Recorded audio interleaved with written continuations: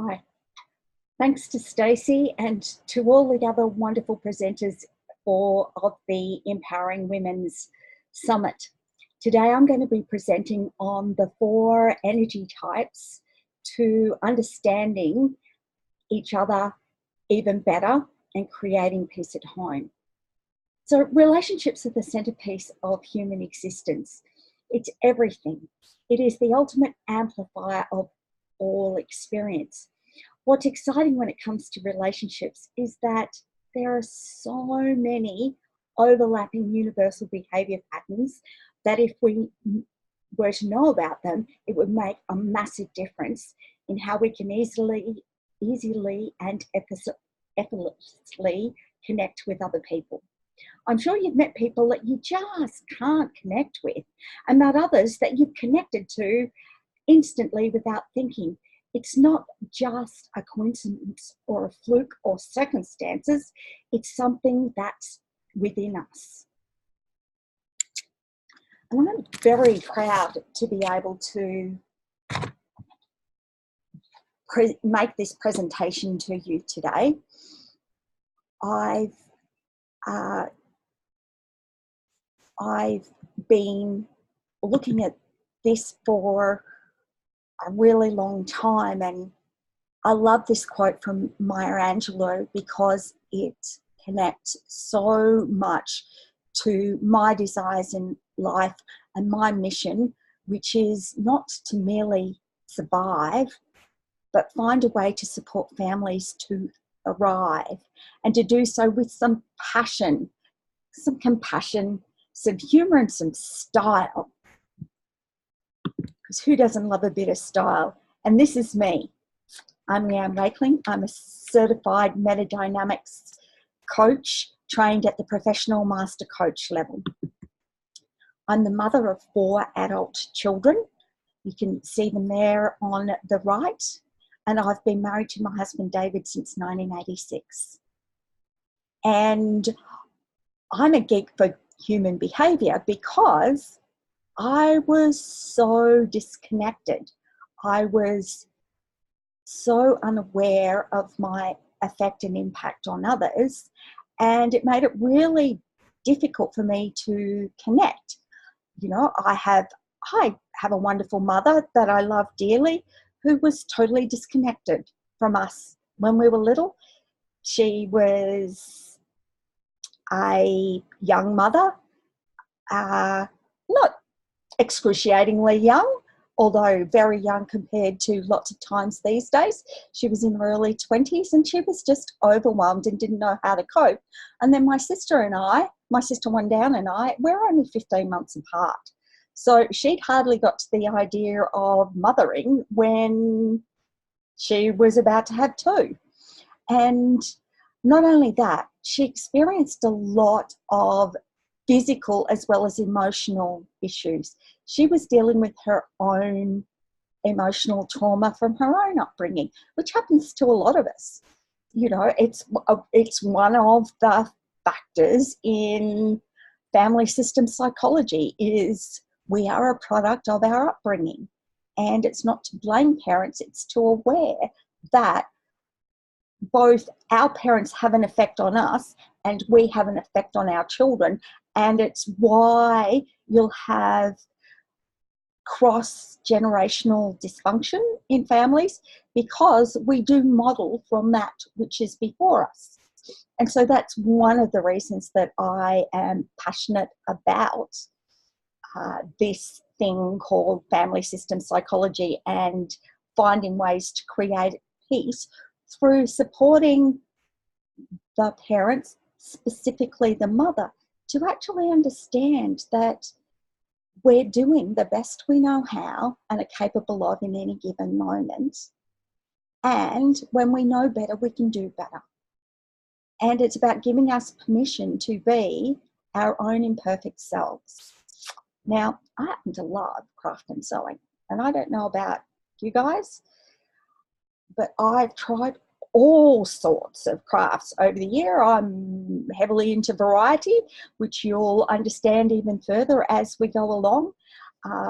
I've made lots of quilts for a project called Aussie Heroes, which makes quilts, single bed quilts. Well, they're slightly smaller than single bed quilts for deployed personnel. They've been made to a specific size in order for them to be able to pack down and easily relocate with them. I love travel. I've lived in every state in mainland Australia as well as the Australian Capital Territory. I lived in Penang with my ex-husband for a few years in the early 80s, and that's where my eldest son, the man on the right there, was born. And we had the privilege with my second husband of being posted to the United States in the late 90s and returned to Australia in 2001. My personal motto that I've realised is adopted from the US Marines is adapt and overcome, because I've learnt that we're only ever limited by our own choices and we can adapt to anything.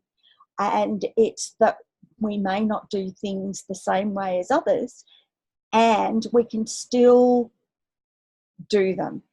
It may not look the way that we intended. It may not feel the way we intended.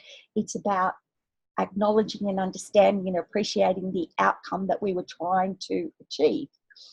And that's what drives my belief that everyone deserves to have the opportunity to experience their optimum self.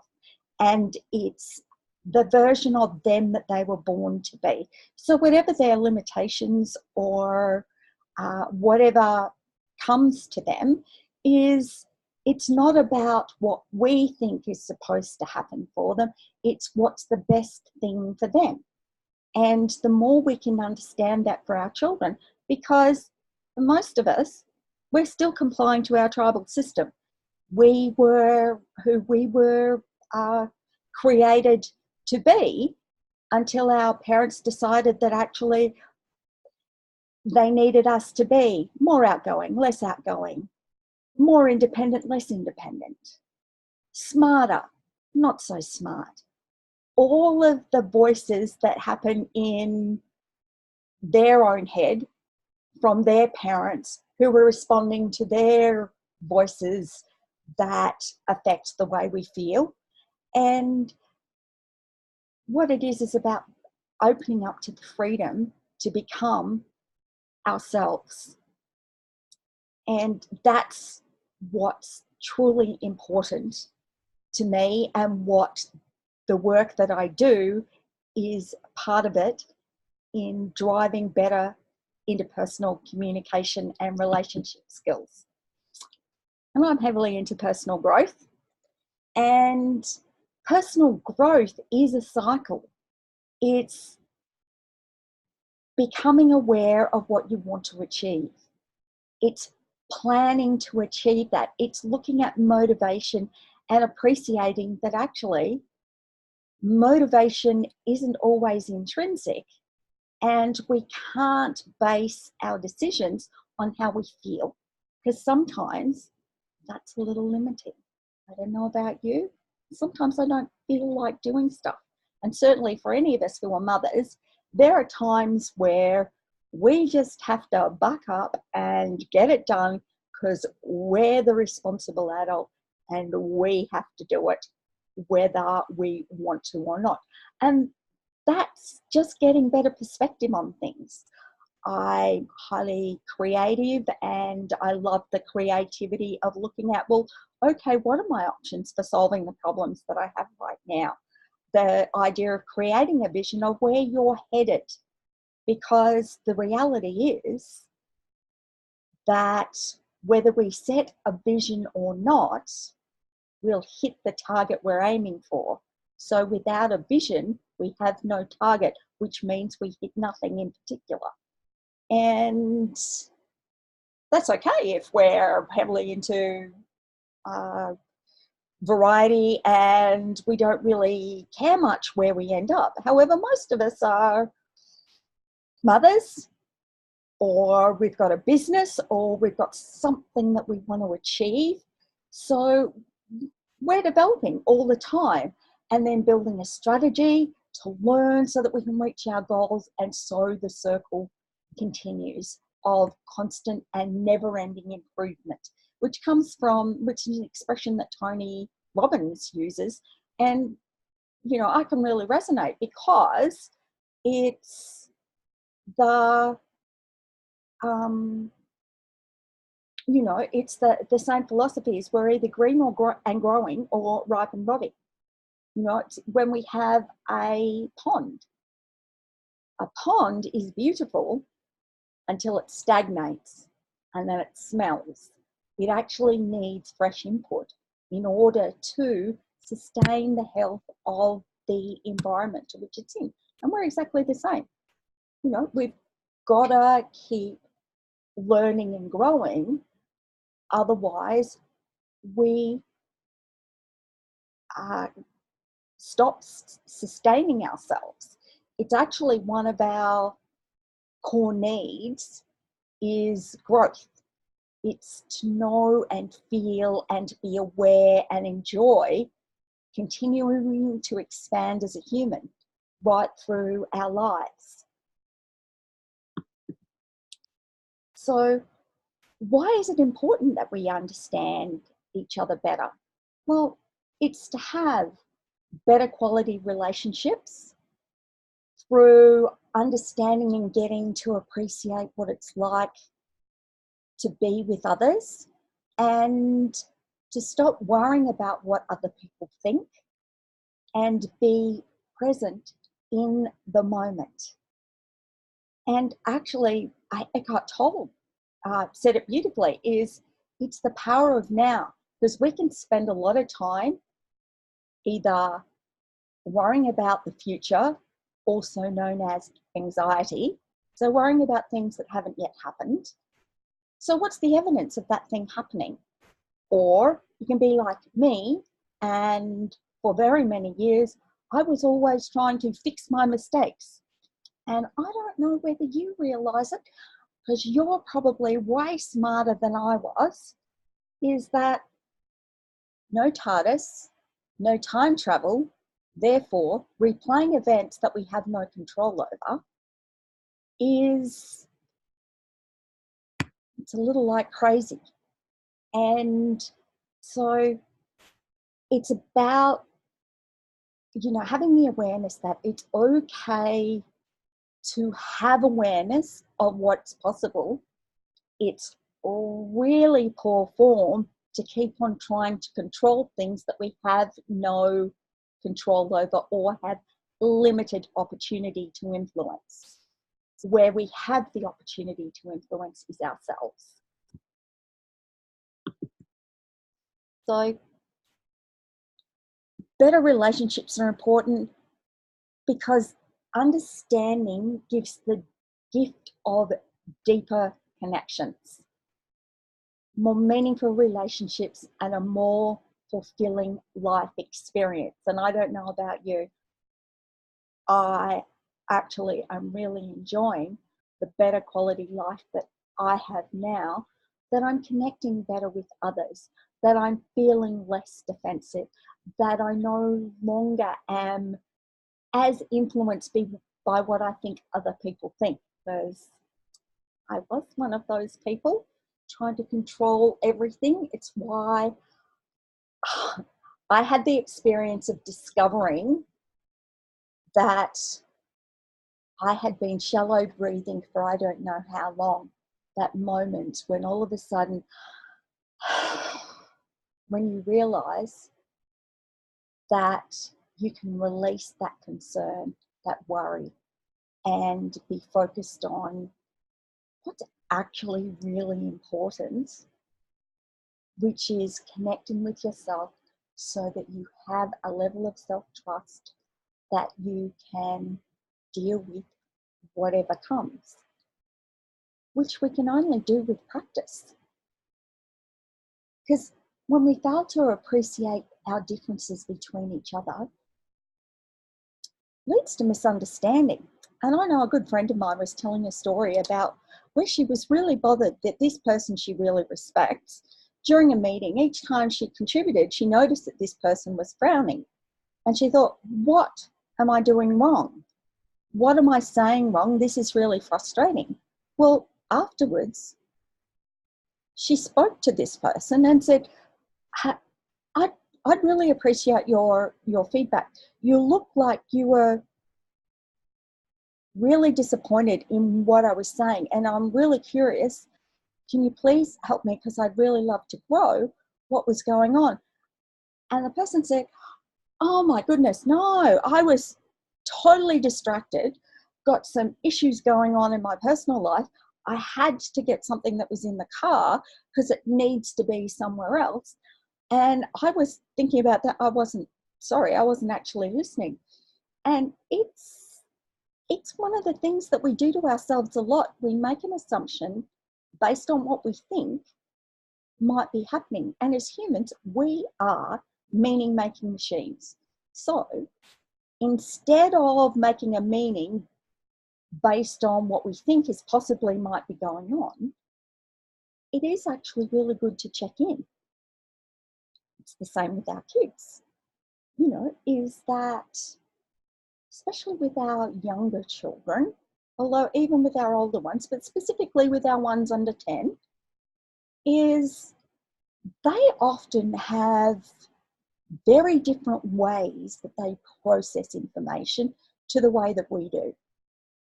And so it's really good to check in with them about what it is that they're intending, because we don't know what they mean, and putting our own meaning on theirs is actually a disservice to them, because sometimes what we think they mean and that we're interpreting is nowhere in the same universe. I think about, I mentor in a really large online community, and a few weeks ago, one of the things came up was this mum was really disappointed and frustrated because her 18-month-old was laughing at her. How do you know that they were laughing at you? They were laughing at me. They would do some and they would look at me and then they would laugh. And I said, well, okay, that sounds really frustrating. And I can understand being frustrated.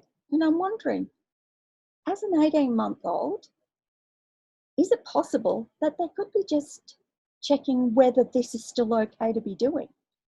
Is it possible that they're just exploring something and having a good time, and actually the only person who thinks that they're laughing at you is you? It's tough. However, quite often, what we think the kids are thinking are actually a reflection of us and the way that we feel. And in the words of Sir George Bernard Shaw, is the single biggest problem with communication is the illusion that it's actually taken place. Because we don't all have the same meaning for everything. There's this story in a book called Influence, which some of you may or may not have read, which tells the story about when we're at any kind of big event, a car crash, an accident, where they're looking at witnesses. Well, every witness will have a slightly different version of events, even though they're all present at the same time. And it's because when we look at those events, we look at those events from our own perspectives. So we notice the things that are important to us. And it's why when those events take place that the police do lots of interviews with anybody who's a witness, because what they've got to do is sort out what is coloured by a person's experience and what is actually closest to reality. Because our realities are coloured by our own experience. Because don't know whether you've heard, there's this concept that's called, as humans, we delete, distort, and generalize based on our experience, because our brain can't process in complete awareness the millions of bits of information that come to us every second. So it chunks things down. And so it chunks according to what our system has decided is important. And it's why some people will see the different colours and other people will remember the sounds and other people will remember other different details. It's according to what's important that our brain is used to being significant to us. And for little children, they're really at the beginning of the journey. They still delete, distort, and generalize, and their chunks of information are smaller. I think that's the appropriate. Anyway, what I mean by that is, for instance, do you remember when you first learnt to drive a car? And when you first learnt to drive a car, every chunk was used. Yeah, everything was engaged. There was no room for outside influence, and all of your faculties were in that. But now when you get in the car, you're kind of just in there and you're on the road barely before you've even thought about it. And it's because our chunks of information expand according to our experience of doing that thing. And it's the same for children. They will get more proficient as their chunks expand and amalgamate so that they can do more things at the same time. But in the beginning, I don't know whether you remember when you were first working or first a parent, you know, everything. We start out with, we don't know what we don't know. Then we know what we don't know.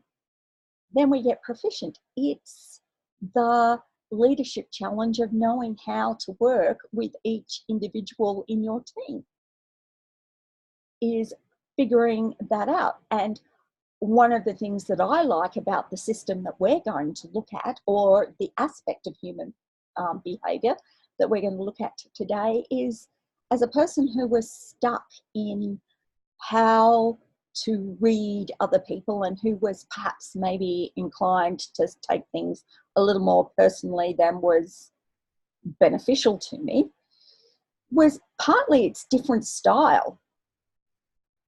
And it's a natural different style because we are all individuals. The particular story that I selected to example this was recently. We had a mum who high energy, quick decision maker, and she was off to buy her 7-year-old a coat, and she took her 7-year-old with her to make sure that they got the coat that she wanted, because mum's sick of the fact that whenever she buys anything, her daughter doesn't like it. Well, she did all of this, went off, got home, the daughter still didn't like it. And I asked about, well, okay, from a behavioural profile perspective, which is what we're going to be exploring and in much more detail in the follow-up to this, is that mum was a high I. So influencer, quick decision maker, does things quickly, can make decisions on the spot. Her daughter was compliance. So precise, precision, not great at change, takes a long time to make a decision because needs evidence of why to make that decision. And what happened was that mum was expecting the daughter to make a quick decision, so the daughter did. She kind of, in some ways, it's just to please mum and have her stop harassing me because she's given me time to make a decision all right now. except that that's not the way a typical C energy person would work. They kind of need to think about it. So in order to be able to create success in the future, which brainstorm through some possibilities on how it might be possible to have a better experience next time. Because the C energy needs to see it, needs to think about it, needs to make a decision, needs to change their mind and check in, needs to then go back. So this poor mum, even though she didn't realise it, was doomed to failure based on her gap in understanding that actually it wasn't that her child was being deliberately annoying. It was just that mum hadn't appreciated that her daughter's ability to make decisions was needed more upfront loading. So in order to avoid this situation in the future, the opportunity is look at the stuff online. Hey, we live in the 21st century, and most shops, even outlet stores and places that you might go to get great prices, have online examples of their stuff. And if they don't, if you've got one of these children, pick a store that does, because they do need more support and advanced warning in order to be able to make decisions. And little kids go through this anyway, but for this child, I'd say it's actually about their captain behavioural profile as much as it is their stage in development.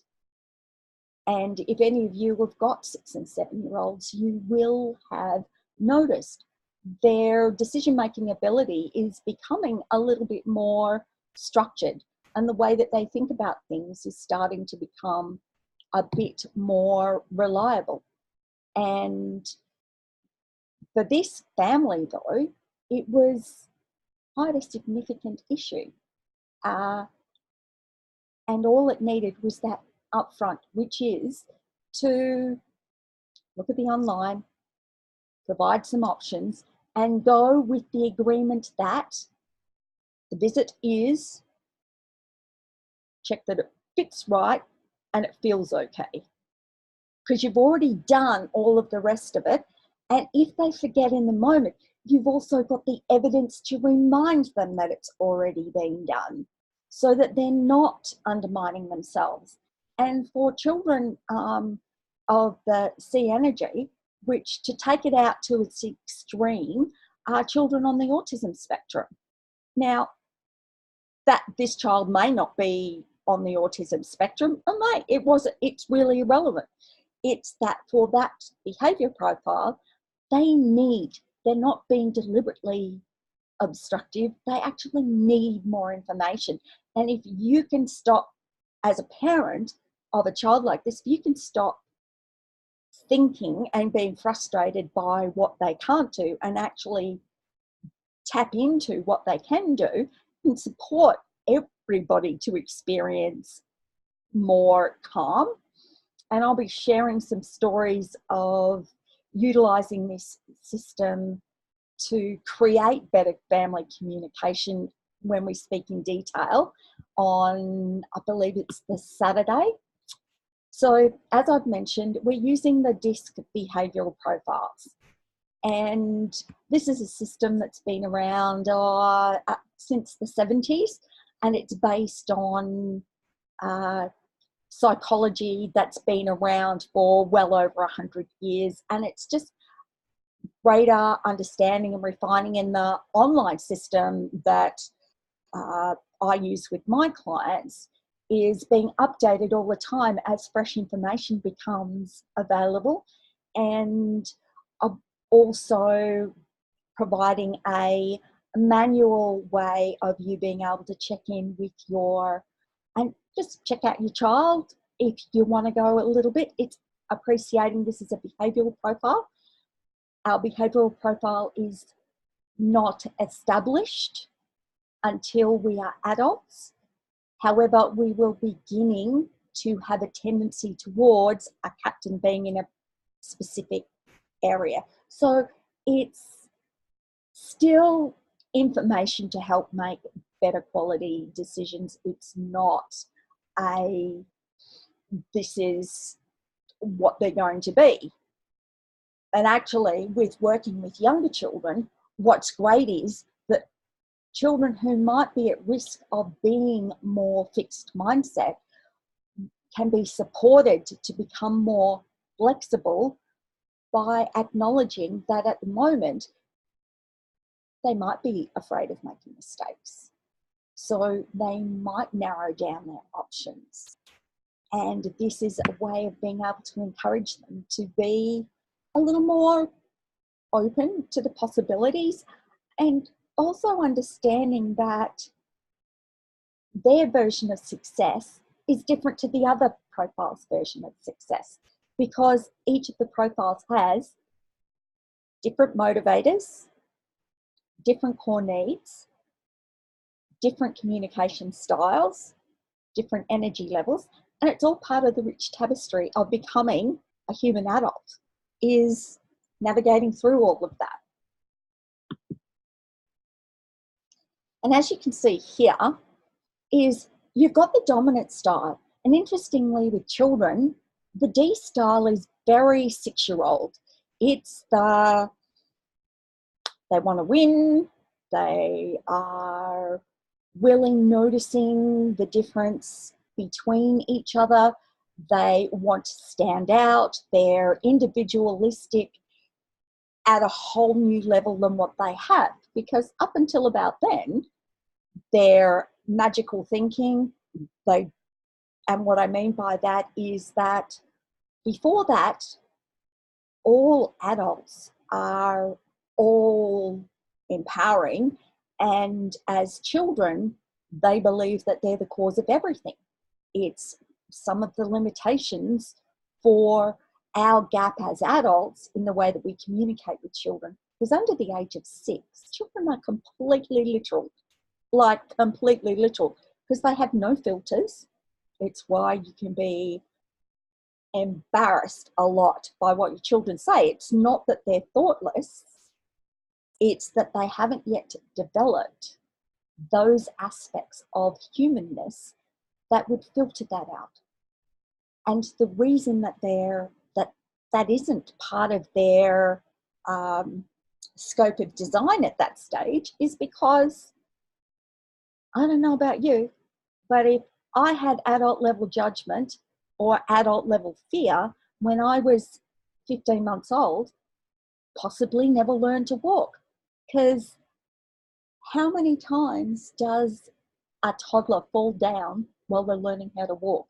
And yeah, if they get a little hurt, but otherwise they're remarkably resilient. And lots of us could take great example out of that resilience.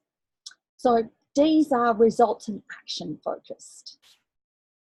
Well, I know you might find it surprising. High I, pick me. And it's enthusiastic and into collaboration, and we're who focused. We like to be with people. We like to know who's doing things. People are a really big factor. So if you've got an influencer kid, trying to motivate them by winning or results might leave you a little disappointed, because that actually isn't the most important thing to them. And so it helps to be a little balanced about that. And steadiness are about support and stability. They're lower energy, lower paced. They like comfort and connection and security and safety. And in business, they are the engine room of an organisation.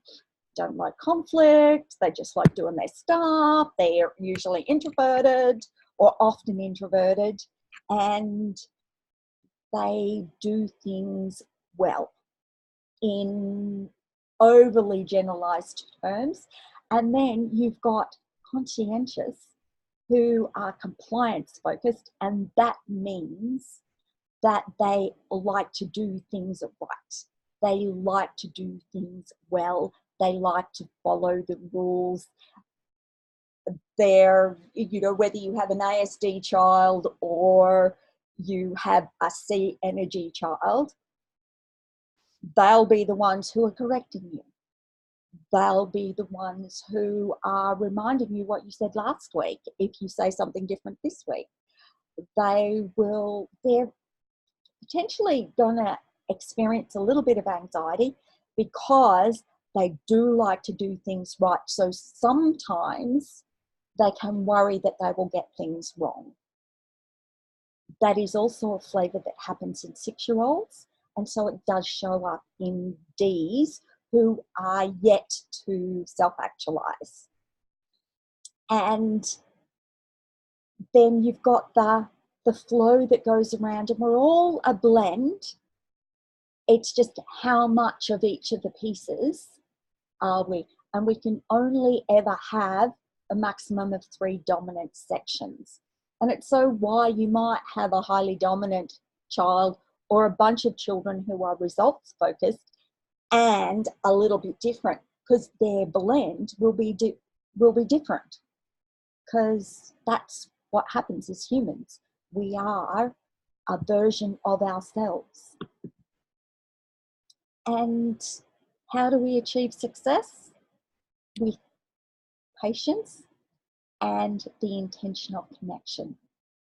Because when we go back and we set the intention that rather than looking at our child as their level of incompetence, is to look at them for where they're learning. I don't know whether you've heard that the word disciple and discipline is about teaching. It's about enabling our children to learn skills to empower them towards success. They actually don't know much. Probably the biggest transition between old world parenting and new world parenting is old world parenting didn't know, didn't have the information available, only been available in the last 20, 25 years, in deeply understanding how a child's brain develops and how their feelings are so core. It's in old world, we kind of just chugged along the way we chugged along, and we did the best that we knew how. And it's the source of the negative voice in our head where we felt we were not good enough, because our parents didn't even know that the way that they interacted to us had the impact that it does, which is why it's so important to avoid judging those who brought us up, and also realize that we can be different, and all it is a choice. There might be some work that happens around it. I know, I'm still learning myself. So the 4 profiles, the 4 major profiles are the dominant, who are dynamic and results outcome focused. It's a very masculine energy. The influencer is the jester. They like to have a good time. They're into connection and variety. And it's much more of a feminine energy, which means that it's more about the journey than it is about the task. And that goes back to human evolution, because women have always been able to do a diversity of tasks in parallel, not multitasking in the way that we might think of it in this day and age.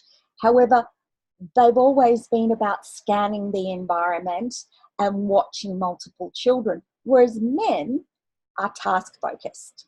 They're designed to focus on a single activity to its eventual results.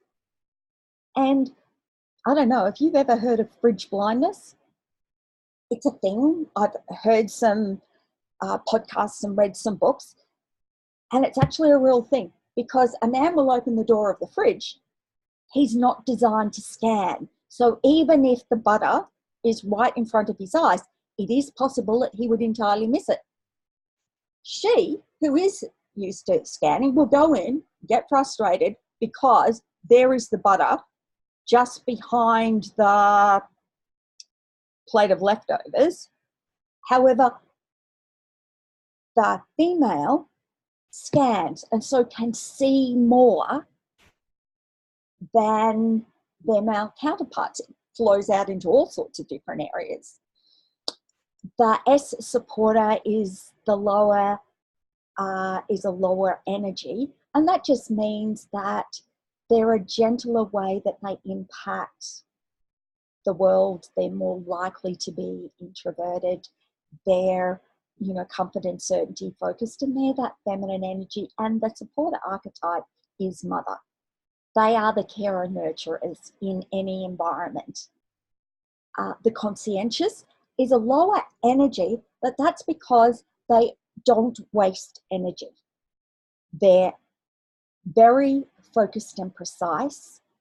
They often speak slower than other people because they're going to be precise in the way that they talk. You know, their archetype is tech head. They're very detailed focused. They're masculine energy, and the two masculine energies, the dominant and the conscientious, their core needs are significance and certainty.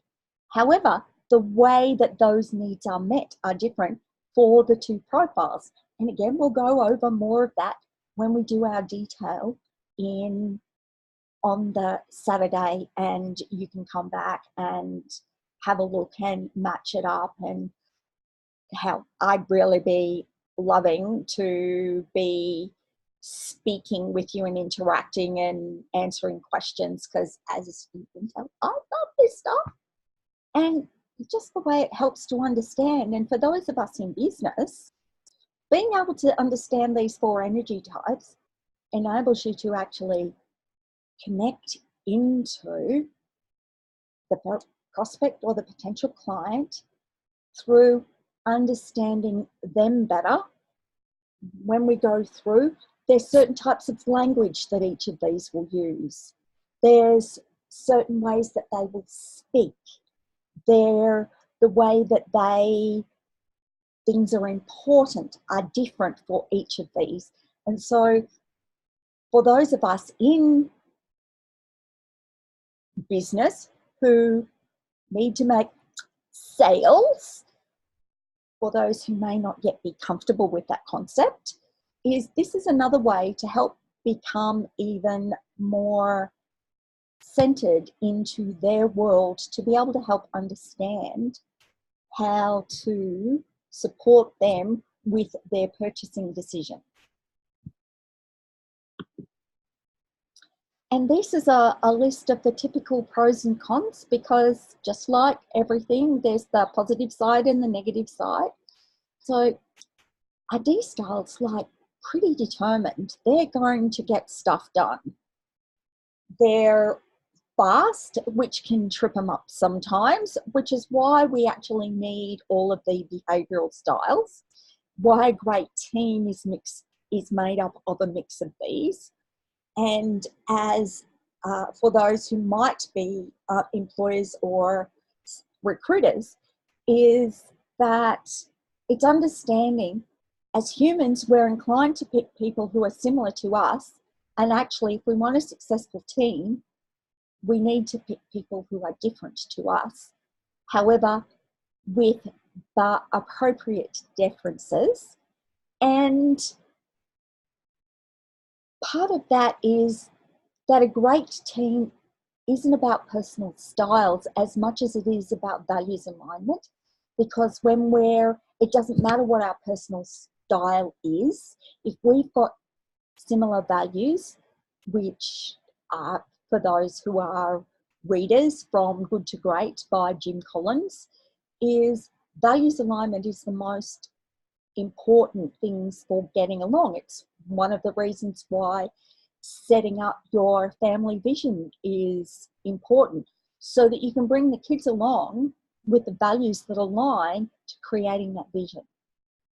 And if your people are still too little to be involved in that, it's so that you're developing the groundwork to enable their success. You know, it's understanding each of our differences. You know, the I style's enthusiastic. If you're me, my version is I happen to be pretty much a cheerleader. I'm that cheer squad that's behind you, backing your success, empowering you and enabling you with thinking about the possibilities and getting out of your head and